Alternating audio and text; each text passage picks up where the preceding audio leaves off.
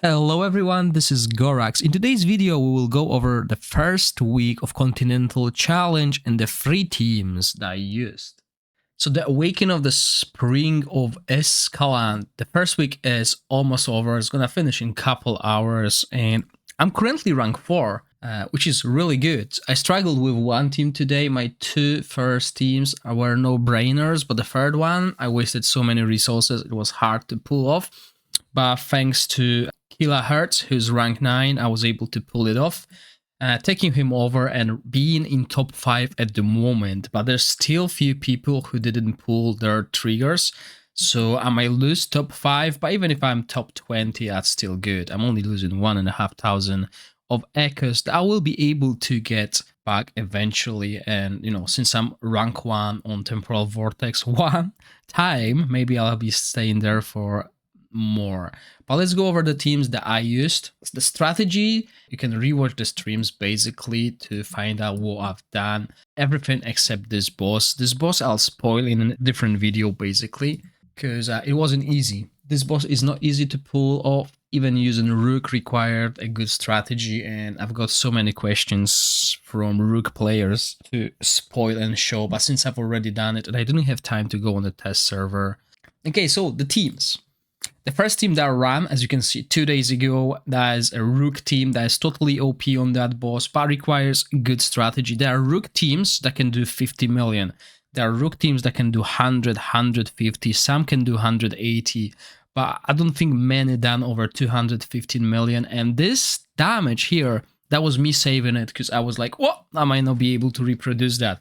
But I think next week I can get this damage up to 250 million. I'll spoil that strategy in a certain video, a separate video, but basically I'll go over the equipment that I used here, and it's Whisk with the Corrosion Artifact and Aerial Ruler set, because I don't have any attack down here, and this did more damage to the whelps that the boss spawns. So Rook, obviously, Rook Artifact, same here. I didn't have a good Emperor set, so I can get this damage up with a proper Emperor set because of the rotation that is required. Fenja to deal extra damage and also grant a shield if my heroes are close to dying.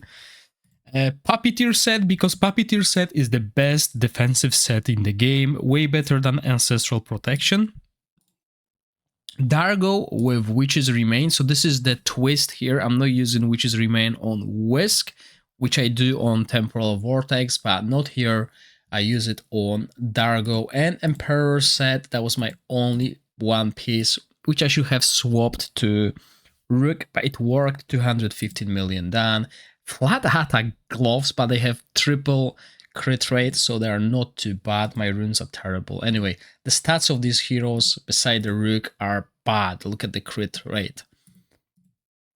And then Theodemer, again, this set has to be changed. This set doesn't work well.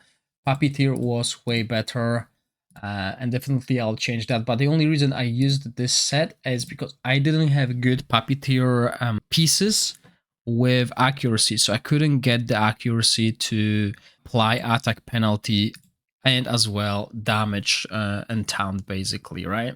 So as you can see, I'm even using this Moonlight Mantle here with defense because I didn't have anything better and I needed that accuracy, defense and accuracy. So yeah, he doesn't get extra healing, it's just basically as much defense as possible so we can nuke the ads with him. The other team is my Ice Blast team, budget Ice Blast team with 4 Ice Blast heroes, as you can see, and Fur Buff. Fur Buff is enough to heal. Horn is here to boost the damage because we don't need any extra healing, we don't need any shields. This boss is just too easy. Again, Puppeteer set because it is the best set in the game for your defensive heroes. Enough accuracy to apply attack penalty. And then we start with the damage dealers. So the weakest one, Sadic, and look at these artifacts. So Shadow Spawn, the only reason why I'm using this artifact is for the crit rate. The attack and attack percentage artifacts are way weaker than these artifacts. Even if I used Pipe Organ on Sadic to give extra attack to Shina, this gave me way lower damage compared to just using Shadow Spawn. So Emperor set, and this is where I had some Emperor pieces. As you can see, I crafted them. and I've managed to build proper sets. Attack percentage here, because I was using pipe organs previously, so I wanted to have extra attack percentage. But yeah, with this artifact, I have 93% crit rate, low crit damage though, but that's because I don't have a crit damage rune, so that's a shame. But that's the issue. But it's basically very steady damage where you have high crit rate. There's no much variance, so that's why I like it. Then another hero, so that's our Witches Remain applier, and a twist, it's not Shina.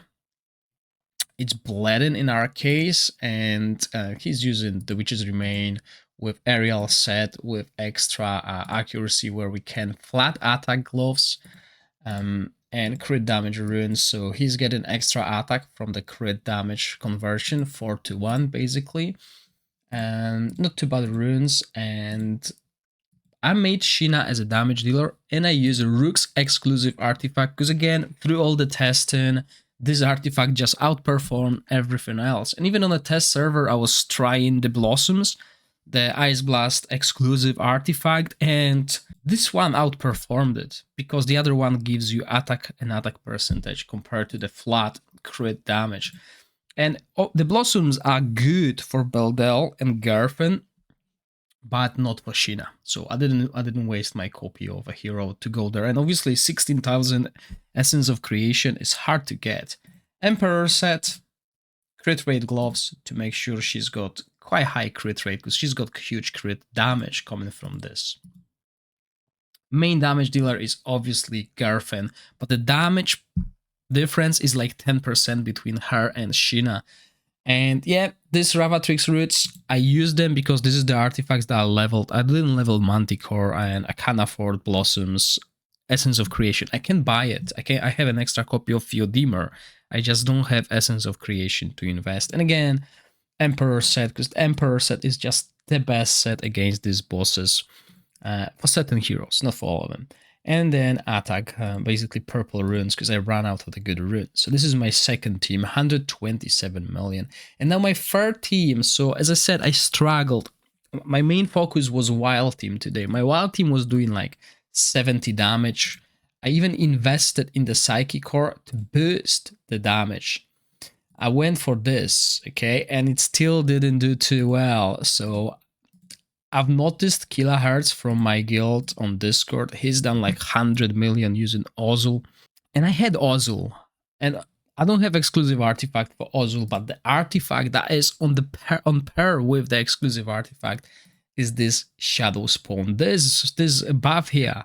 This is huge. This is tremendous. And it's definitely worth it. And that's why I instantly leveled it to 20. And as you can see, I'm even using it elsewhere, but those other heroes, they don't benefit from it. But yeah, this damage. I tried Rhapsody's set on Ozul and Emperor set just outdamaged it. I tried also a different glove here, the one with the ultimate, but I don't have good rolls for it, so I went with that one. 100% crit rate, 210 crit damage. So that's huge crit damage there. Constantly auto-attacking, a little bit of attack speed, but it's nothing major. And I had to run defensive rune because Ozul will be a tank here, okay? He needs to survive. And since I don't have Taurin, or I didn't even have resources to put a proper healer, I went with Zarlov, mainly also for the attack aura, because it's 24% attack for everyone in the team. And I tried building him as a pure damage dealer, but I really need that recharge speed penalty here. It slows down the boss, which means Ozul can survive. He does a lot of healing, but most of the healing is actually coming from Daphne. It will not show Daphne as a healer, but Ozul's auto attacks will heal constantly. So that's amazing and really helpful to keep him alive, because that's basically what's keeping him alive. And to keep him alive for longer, we also bring in Gladros with Puppeteer set. Again, works better than Ancestral Protection here. Huge shields, and can basically, the rotation is whenever Daphne jumps out, we need to cast a shield, because as long as Daphne is possessing Ozul, he will survive. That's what I noticed after an hour and a half of testing, basically. And Taldi is obviously MVP to keep Ozul in the demon form constantly, and he also has a really high upkeep of Witches Remain. And again, Emperor set, and that's basically it. Over 400 million damage, okay, 400 million damage on the first week. Obviously, the next teams, they will do way less damage, but maybe not too much, maybe not too low damage, because obviously all this affinity that I'll get next week is going into those nodes. Maybe the accuracy ones as well, to ensure I have enough accuracy and I can actually remove some of the accuracy from the heroes. But yeah, I'm skipping this point here. It's not important really. It's just for the vortex, because both my ice and my poison teams, they can survive really well on the chief challenge, on the continental challenge. The other affinities, they need help, so that's where my solvent is going. And hopefully I'll stay rank 1 on the hard training as well. I mean, there's a huge difference, but those players, they can still play, they can still use their stamina, because, you know, getting this 45,000 solvent will help tremendously. But even if I drop to 2.5, that's still 30,000, so I'm not bothered about that. I'm not gonna spend more stamina, because I prefer to split it between the 2 weeks. So yeah, that's me. Please let me know how you're doing in your chief challenges. I hope you enjoyed the video. If you do, please click the like button and consider subscribing to my channel. As always, thank you for watching. Stay safe. Bye!